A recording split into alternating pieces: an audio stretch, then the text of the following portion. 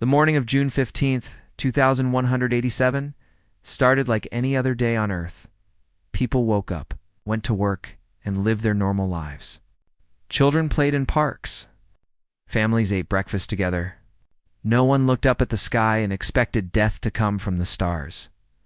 Catherine Price was 42 years old that morning. She kissed her husband Daniel goodbye at the door of their home in Virginia. Their two children, a boy of 12 and a girl of 9, were still sleeping upstairs. Daniel smiled at her and told her he would make her favorite dinner when she came home. Catherine told him she loved him and drove away to the Pentagon for a classified briefing. She never saw them again. The Valkyrie. Ships appeared at exactly 11:47 a.m. Eastern Time. They did not come slowly or give any warning. One moment the sky was clear and blue.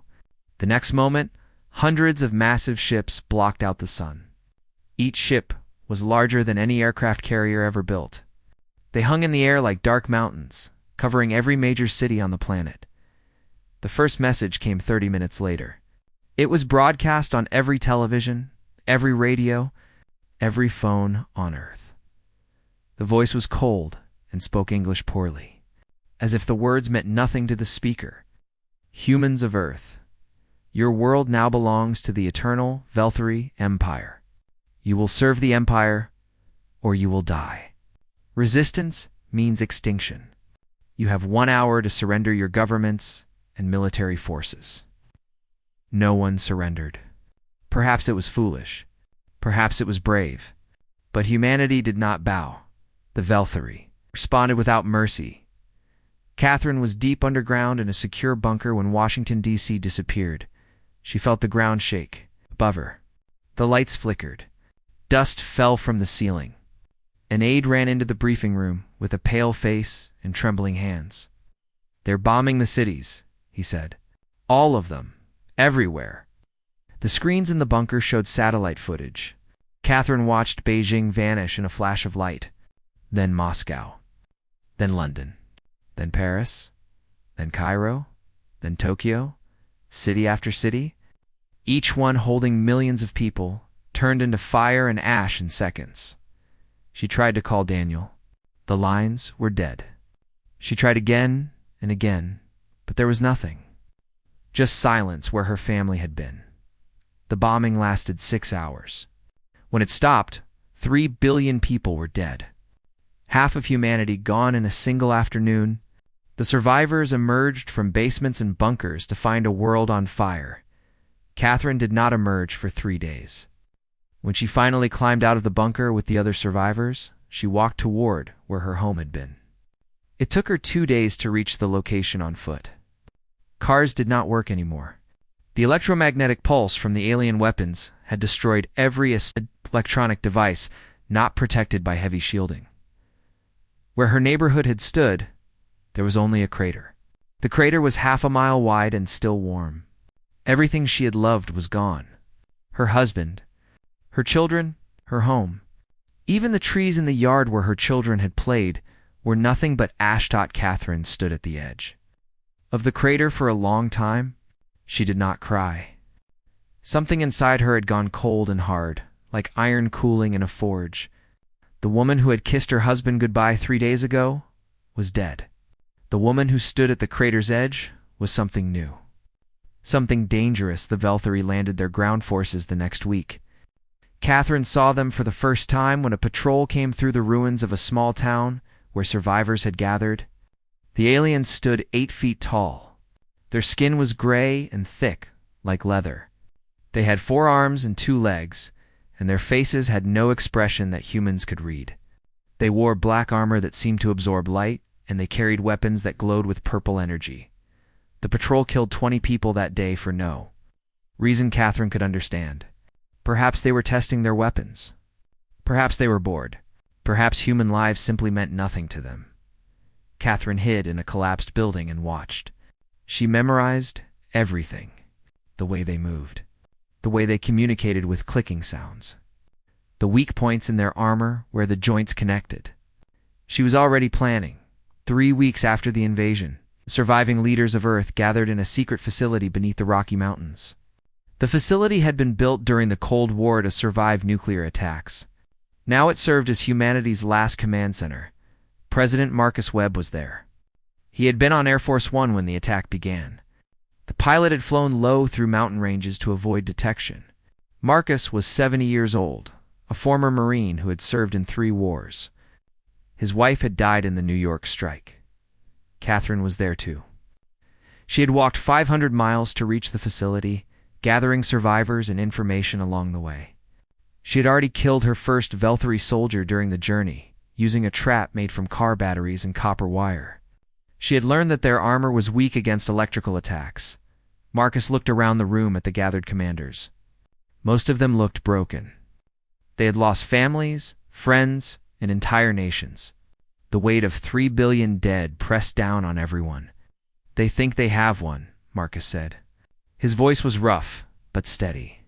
"They think we are finished." "They are wrong." Catherine stepped forward. Everyone turned to look at her. She was not the highest-ranking officer in the room, but something in her eyes made people listen. "I lost my husband and my children in the first hour," she said. "I walked to the crater where my home used to be. I stood there, and I made a promise. Not to God, not to my country. To my children." She paused and looked at each person in the room. "They struck Earth first. They killed our families while we slept. They burned our cities and laughed at our weakness. I do not care how long it takes. I do not care what it costs. I will not stop fighting until their empire is ash and their emperor is dead at my feet." The room was silent. Then Marcus Webb nodded slowly. "General Price," he said, giving her a field promotion on the spot. "Tell us how we begin." Catherine smiled. It was not a warm smile. It was the smile of someone who had nothing left to lose and everything to avenge. "We begin tonight," she said. "We begin with their blood." Outside the mountain, the Velthari patrols moved through the ruins of human civilization. They believed the war was over. They believed humanity was broken. They had made the greatest mistake any conqueror could make. They had left survivors. And those survivors remembered. The resistance began that night with a single attack on a Velthari outpost in what had once been Colorado. 12 humans armed with improvised weapons killed 37 alien soldiers. It was a small victory, barely noticed by the Empire, but it was the first of many. The long fight for Earth had begun, and Catherine Price would not rest until it was finished. 5 years passed under Velthari occupation. 5 years of darkness, death, and desperate survival. The aliens controlled the surface of Earth completely. Their patrol ships flew over ruined cities day and night. Their soldiers marched through empty streets and hunted humans for sport. But beneath the surface, humanity refused to die. Catherine Price had changed in those 5 years. The grief that had burned so hot on the first day had cooled into something harder and more useful. She was 47 years old now, though she looked older. Her hair had turned gray at the temples. Her face carried new scars from battles and close escapes. But her eyes remained the same cold fire. They had been since she stood at the edge of that crater. She had risen to command the entire united human resistance. It was not a formal election or appointment. She had simply proven herself again and again until no one questioned her leadership. She planned operations that killed thousands of Velthari soldiers. She built a network of hidden bases that stretched across every continent. She turned broken refugees into soldiers and soldiers into legends. Her headquarters was deep inside a mountain in what had once been Switzerland. The base held 3,000 people, including fighters, engineers, doctors, and families. It was one of dozens of such bases hidden around the world, connected by tunnels that took years to dig. Lucas Grant was 28 years old when Catherine found him. He had been a graduate student in electrical engineering before the invasion. His entire university had been destroyed in the first attack, but Lucas had survived by hiding in a basement laboratory. For 3 years he had lived alone in the ruins, studying captured Velthari equipment and trying to understand how it worked. Catherine's scouts found him surrounded by disassembled alien weapons and handwritten notes. He had figured out more about Velthari technology in 3 years alone than the entire resistance had learned in organized efforts. She brought him to the Swiss base and gave him everything he needed. Within 6 months, Lucas made the breakthrough that would change the war. Their shields work on a frequency, he explained to Catherine one night. His hands covered in grease and his eyes red from lack of sleep. A specific electromagnetic frequency.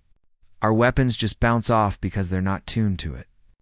But if we modify the energy output of our guns to match that frequency, we can punch right through. Catherine stared at him. You're telling me we can hurt them now? Really hurt them, Lucas nodded. Not just hurt them. Kill them as easily as they kill us. The first test of the new weapons came at the Battle of Denver. The Velthari had built a regional command center in the ruins of the city. 200 alien officers worked there, coordinating operations across the entire western portion of North America. Catherine planned the attack for 8 months. Her people dug tunnels from 3 different directions, moving only inches each day to avoid detection. They stockpiled weapons modified with Lucas's frequency technology. They gathered intelligence from human prisoners who worked as slaves in the command center.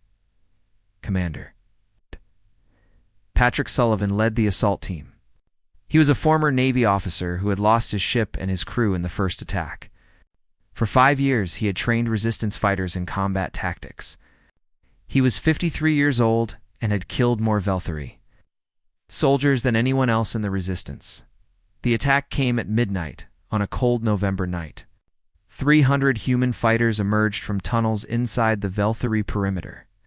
The aliens had no warning. Their sensors did not detect the tunnels. Their shields did not stop the modified weapons. Patrick led his team directly into the command building. The Velthari guards raised their weapons, confident in their armor and shields. Patrick shot the first one through the chest. The alien looked down at the hole in its body with what might have been surprise. It was dead before it hit the ground. The battle lasted for hours. When it ended, every Velthari in the command center was dead. Human losses were heavy, nearly 100 fighters killed, but the victory was complete. For the first time, humans had attacked a major Velthari installation and won. Catherine broadcast a message to every resistance cell on the planet that night. They can die, she said simply. Now make them. The Velthari response was immediate and brutal. They burned Denver to the ground with orbital weapons, killing thousands of human survivors who lived in the ruins. They increased patrols everywhere. They executed human prisoners by the hundreds, but it was too late. The message had spread. Hope had returned to humanity. Over the next 2 years, resistance attacks increased 100-fold. Velthari soldiers who had walked the streets without fear now watched every shadow. Human ambushes killed them in forests, in cities, in their own bases. The occupation that had seemed permanent began to crack. Catherine knew that guerrilla warfare alone would not win the war. The Velthari had ships in orbit. They could bomb any location on Earth whenever they chose. As long as they controlled space, humanity could never truly be free. She needed a fleet. Dr. Samantha Cole had been a physics professor at MIT before the invasion. She was one of the few survivors from the university, saved by a conference in Australia that had kept her away from home when the bombs fell. For 5 years, she had worked with Lucas Grant on understanding Velthari. Technology, their greatest achievement, came in year 6 of the occupation. Working from captured navigation computers and engine components, they figured out how Velthari ships traveled faster than light. It's not complicated, Samantha told Catherine, though her smile suggested it was actually very complicated. They fold space, create a bubble around the ship, and move the bubble instead of moving the ship. We can build something similar. Better, actually. Their design is old. We can improve it. Catherine made a decision that would define the future of humanity. She ordered the construction of warships, hidden beneath the Pacific Ocean. In underwater caves that the Velthari had never discovered, human engineers began building. They used materials salvaged from destroyed cities. They used captured alien technology. They used human creativity and desperation and rage. It took 2 years. 2 years of secret construction while the war on the surface continued. 2 years of sacrifice and hope. Catherine visited the shipyard when the first vessel was completed. It was smaller than the Velthury ships, sleeker and faster. Human engineers had built it for speed and firepower, not comfort. She stood on the bridge of that first ship and looked at the controls. Everything was ready. 27 ships waited in the underwater caves, crewed by the best pilots and gunners humanity had left.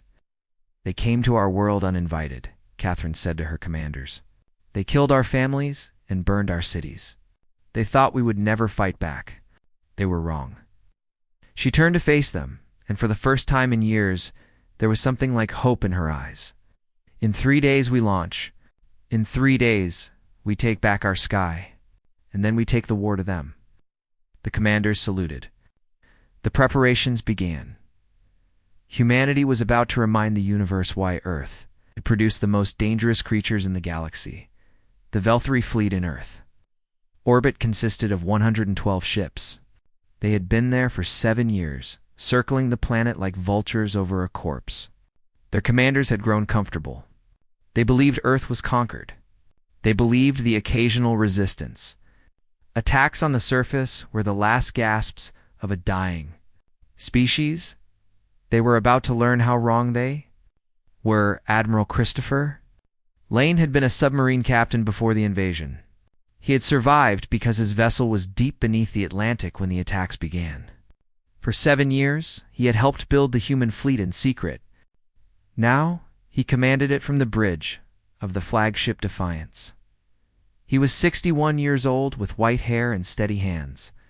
He had lost his wife and 3 sons in the first attack. Like Catherine, like so many others, he had transformed his grief into purpose. The human fleet launched at 0300 hours on a moonless night. 27 ships rose from the ocean in perfect formation, water streaming from their hulls as they climbed toward the stars. The Velthury detection systems did not see them until it was too late. Human engineers had built stealth technology into every vessel. The first Velthury ship died without knowing it was under attack. A human destroyer called Silent Thunder fired a spread of missiles at maximum range. The missiles carried warheads designed by Lucas Grant, tuned to the frequency that could penetrate alien shields. The Velthury cruiser exploded in a ball of blue fire. Then the battle truly began. Admiral Lane had studied every piece of intelligence gathered about Velthury tactics. He knew they fought in rigid formations, following patterns established thousands of years ago. Human tactics were different. Human tactics were chaos and creativity and sacrifice. All ships execute pattern Omega, Lane commanded. The human fleet split into 7 groups, each moving independently. The Velthury commanders tried to respond, but human ships were faster and more agile. Where alien vessels moved like mountains, human vessels danced like wolves. Captain Elizabeth Moreno commanded the destroyer Vengeance. She was 34 years old, born 2 years before the invasion. She had grown up in the Resistance, trained since childhood to fight and kill. She had never known a world without war. Her ship took heavy damage early in the battle. A Velthury plasma beam tore through her engine room, killing 12 of her crew instantly. The Vengeance began to drift, weapons still firing, but unable to maneuver. Elizabeth had a choice. She could order her crew to abandon ship and hope for rescue. Or she could do something else. She looked at the Velthury command carrier through her viewport. It was the largest ship in the enemy fleet, the one directing all the others. If it fell, the Velthury formation would collapse. All hands abandon ship, she said into the intercom. Her voice was calm. Get to the escape pods. That's an order, her first officer tried to argue. She silenced him with a look. Go, she said. Tell Admiral Lane that the Vengeance sends her regards. She waited until the escape pods launched. Then she aimed her crippled ship at the command carrier and pushed the engines to maximum. The Vengeance crossed the distance in seconds. It's too fast for the Velthury point defense weapons to stop. The collision tore a hole in the carrier's hull 1/2 mile wide. The carrier's reactor went critical and exploded. Elizabeth Moreno died instantly. Along with 15,000 Velthury soldiers and officers, her sacrifice created the opening Admiral Lane needed. With their command carrier destroyed, the Velthari fleet fell into confusion. Human ships pressed the attack without mercy. The battle lasted 6 hours. When it ended, 93 Velthari ships were destroyed or disabled. Human losses were 11 ships and 4,000 sailors. It was a victory that should have been impossible, but the war for Earth was not won in space. It would be won on the ground. Catherine Price landed with the first wave of troops in what had once been Berlin. The Velthari had built their planetary headquarters there, a massive fortress that covered 10 square miles.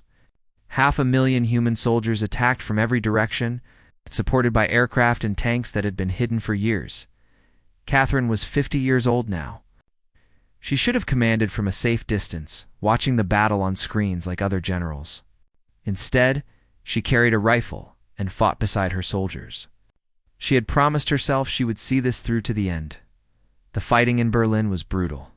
Velthari soldiers defended every building, every street, every room. Human casualties mounted by the hour. But the attackers did not stop. They could not stop. They had waited 7 years for this day. Catherine led her command team through the ruins of the old city center. They were fighting toward the main Velthari headquarters, a tower of black metal that rose above the destruction like a dark finger pointing at the sky. A Velthari soldier appeared from a doorway. Plasma rifle raised. Catherine shot him through the throat before he could fire. The alien collapsed, purple blood spreading across the rubble. She stepped over his body and kept moving. The final assault on the headquarters tower took 18 hours. Human soldiers fought their way up floor by floor, room by room. The Velthari defenders fought with the desperation of those who knew they were losing. Catherine reached the top floor with 30 soldiers. Originally, she had started with 200.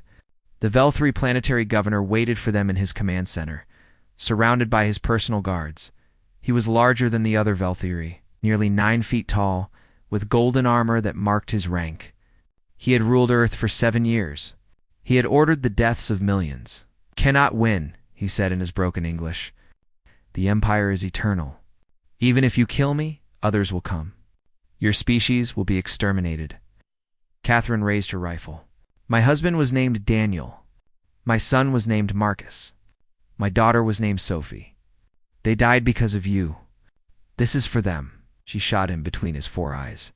His body fell slowly, as if even in death he could not believe what had happened. Catherine stood over his corpse and felt nothing. No satisfaction, no relief. Just a cold emptiness where her heart used to be. She activated her communicator.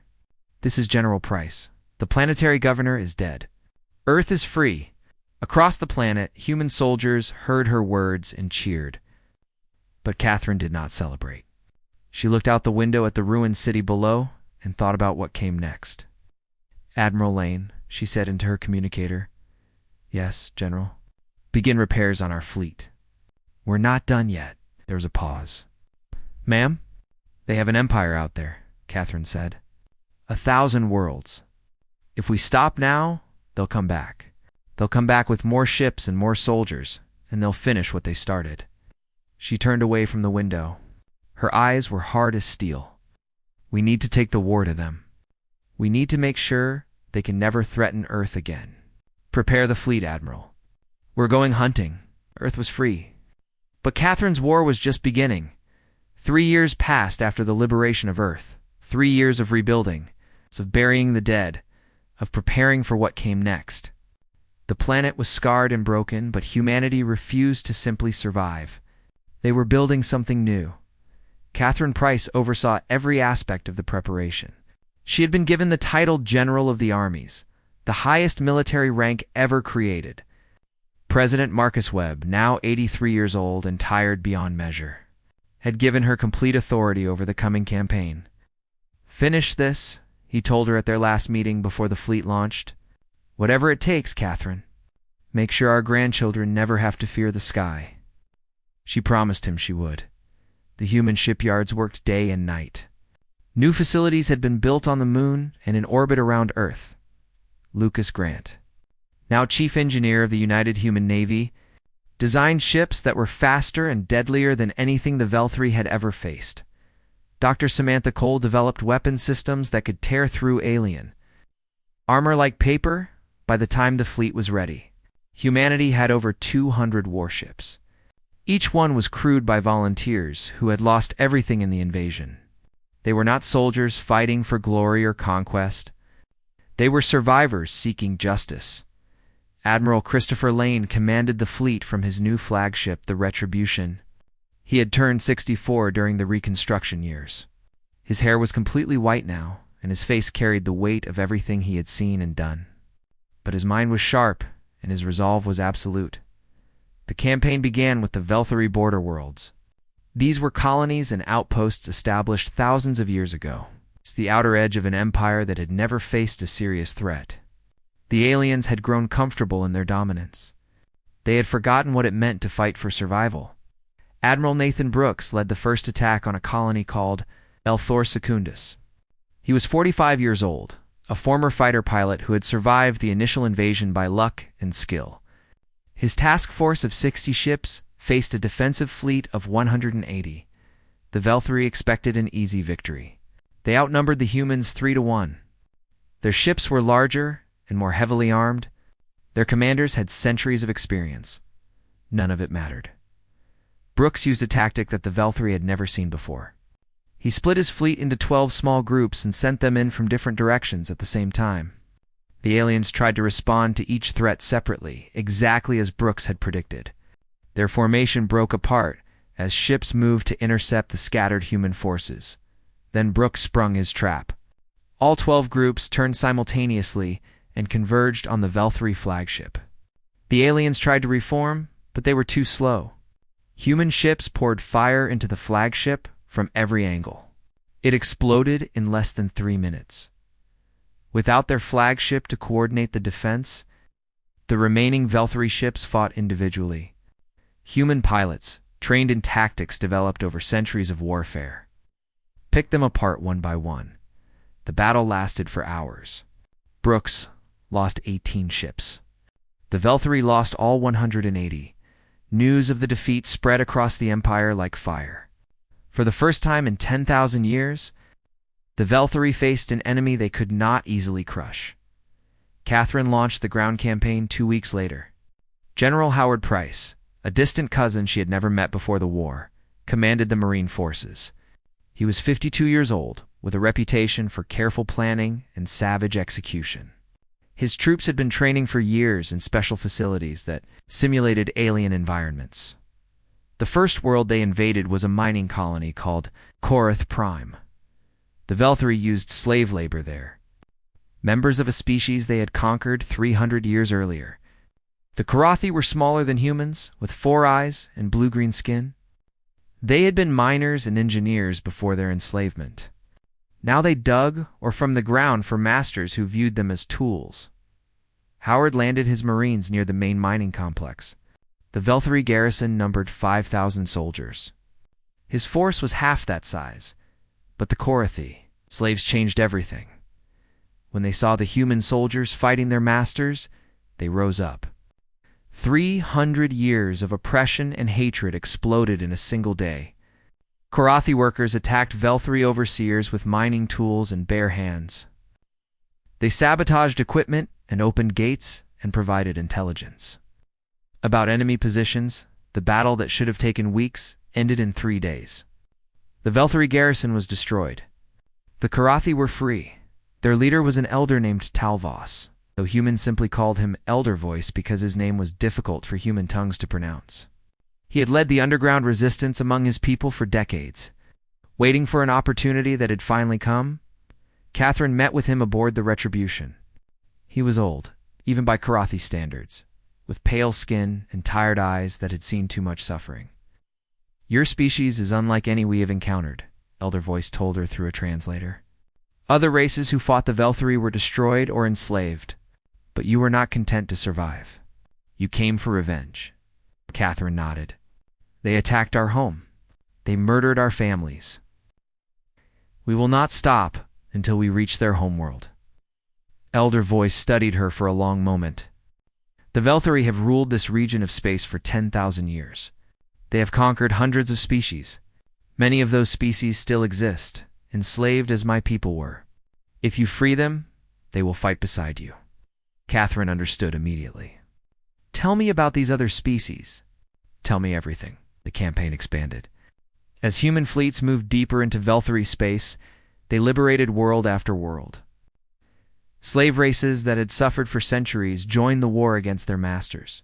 The Korathi provided engineers and technicians. The Milani, a species of warriors the Velthari had nearly exterminated, provided ground troops who fought with terrifying ferocity.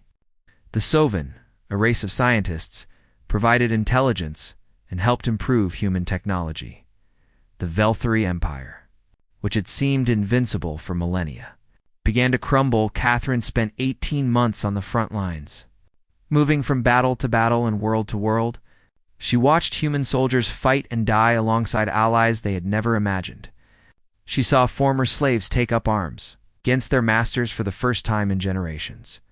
Lucas Grant traveled with the fleet, constantly improving weapons and shields based on captured Velthari technology and information from liberated species. He had lost his right arm in an assault on a shield generator during the campaign's first year. He refused to replace it with a prosthetic. It reminds me what this costs, he told Catherine when she asked about it. Every time I look at it, I remember why we're fighting. The turning point came at the Battle of the Inner Sphere.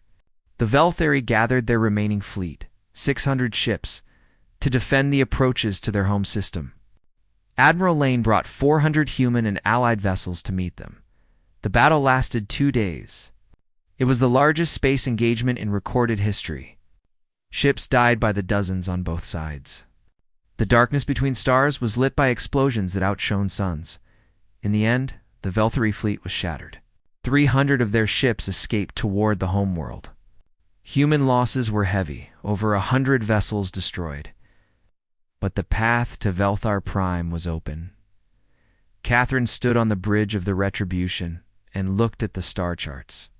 The Velthari homeworld was 3 days away at maximum speed. After 12 years, the end was finally in sight. All ships, she broadcast to the fleet, set course for Velthar Prime. We finished this together. The fleet moved forward as one. 290 warships, carrying humans, Korathi, Milani, Sovan, a dozen other species who had suffered under Velthari rule. They were no longer just an invasion force. They were justice coming home. Velthar. Prime was the most ancient and powerful world in the known galaxy. It orbited a blue giant star that made the planet's sky burn with light even at midnight.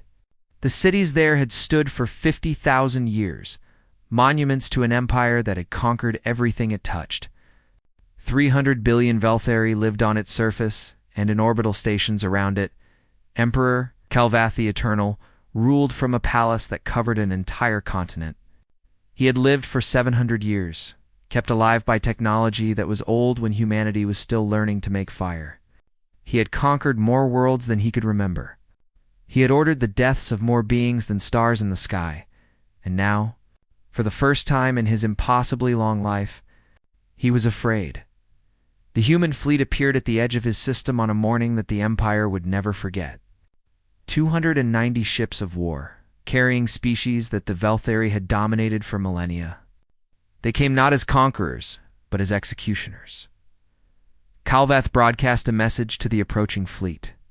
His voice carried the weight of centuries of absolute power. Humans of Earth, you have made your point. Your species is more dangerous than we believed. Turn back now, and I will grant you your single world. I will withdraw all claims to your system. Your people can live in peace. Continue this foolish attack, and I will ensure that every human in the galaxy is hunted down and exterminated.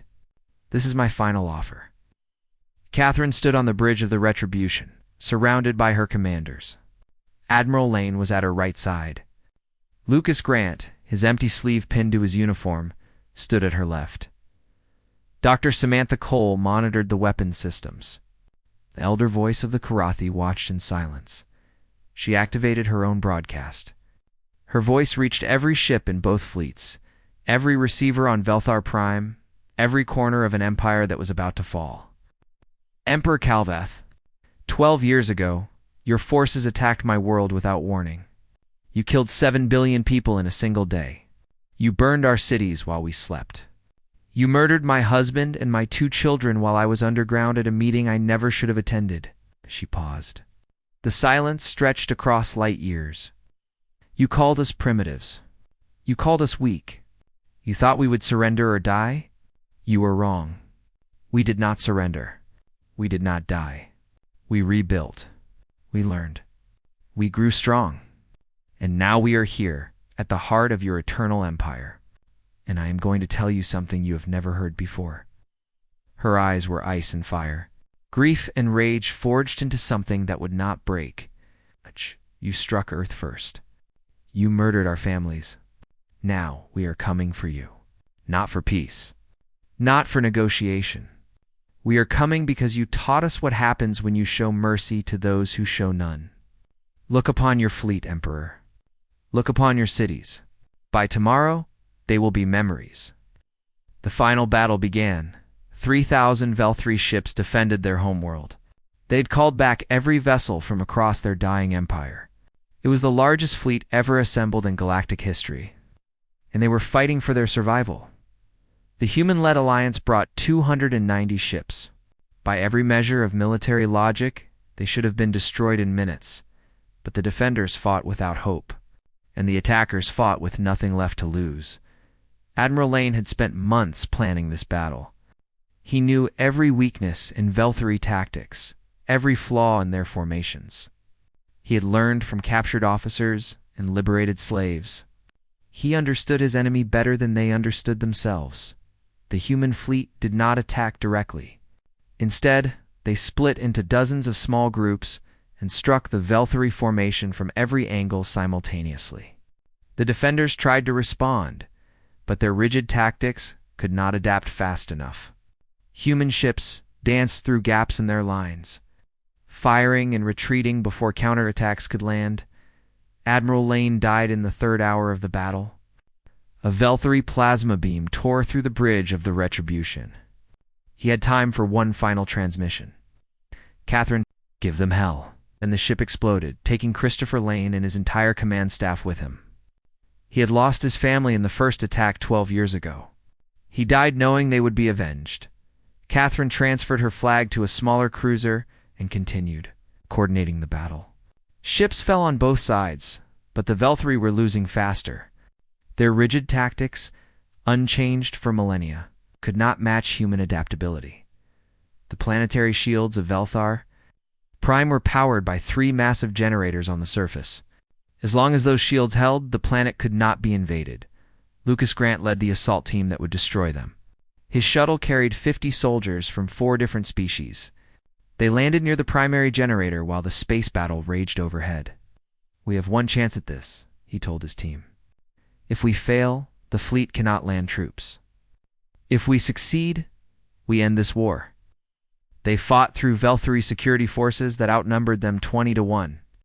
Lucas was wounded 3 times during the assault.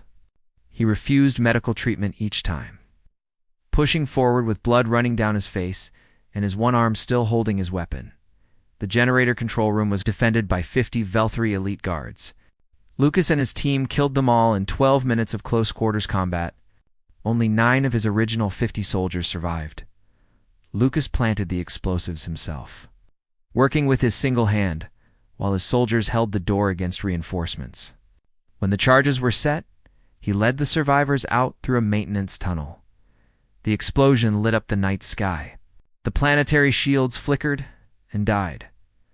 Catherine's voice came over the communicator. "Lucas, the shields are down. You did it." "Just finish this," he replied. "I didn't lose my arm for nothing." The ground invasion began within the hour. 200,000 soldiers landed across Veltor Prime, representing every species in the Alliance. They faced a population of 300 billion. But most of those were civilians who had never held a weapon. The Velthari military fought with increasing desperation. They knew what defeat meant. They had committed atrocities across the galaxy for 10,000 years. They expected no mercy and deserved none. Catherine landed with the assault force heading for the Imperial Palace.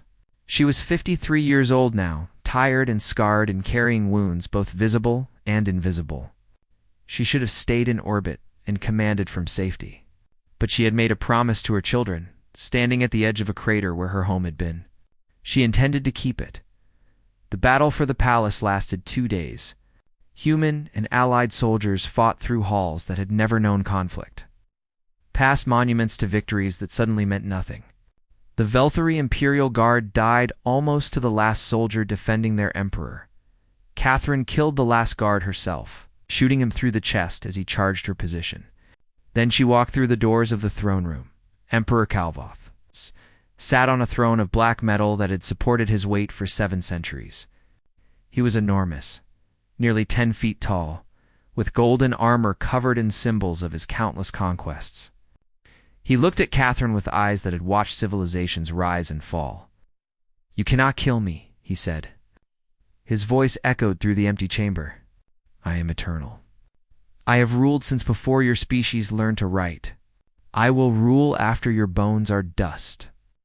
Catherine raised her rifle. She thought about Daniel, who had smiled at her on that last morning and promised to make her favorite dinner. She thought about her son and daughter who had been sleeping when the sky burned. She thought about 3 billion people who had died in a single day, and 7 billion more who had died in the years since. "My husband was named Daniel," she said. "My son was Marcus. My daughter was Sophie. They never knew why they died. They never knew that monsters from the stars were coming for them." She aimed at his head. Her hands were steady. "This is for them. This is for every family you destroyed. This is for every world you burned. This is for everyone who ever looked up at the sky and feared what might come from it." She fired. The emperor's body fell from his throne and lay still on the floor of the chamber he had ruled for centuries. His empire fell with him. In the aftermath, humanity faced a choice. Many called for the complete destruction of the Velthari species, as the aliens had attempted with Earth. Catherine argued against it. "We are not them," she told the assembled leadership.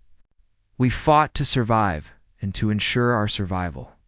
The Velthari civilians did not choose this war, just as our civilians did not choose to die. We will be better than our enemy. We will show the galaxy that humans can win without becoming monsters." The Velthari Empire was dissolved. The species was confined to their home world, their fleet destroyed, their technology restricted. The hundreds of slave races they had oppressed were freed and given the choice to govern themselves or join the new alliance. Catherine retired from military service at the age of 62. She spent her remaining years building the United Stellar Alliance, a coalition of species with humanity at its core. The alliance was built on one principle: never again would any world suffer as Earth had suffered.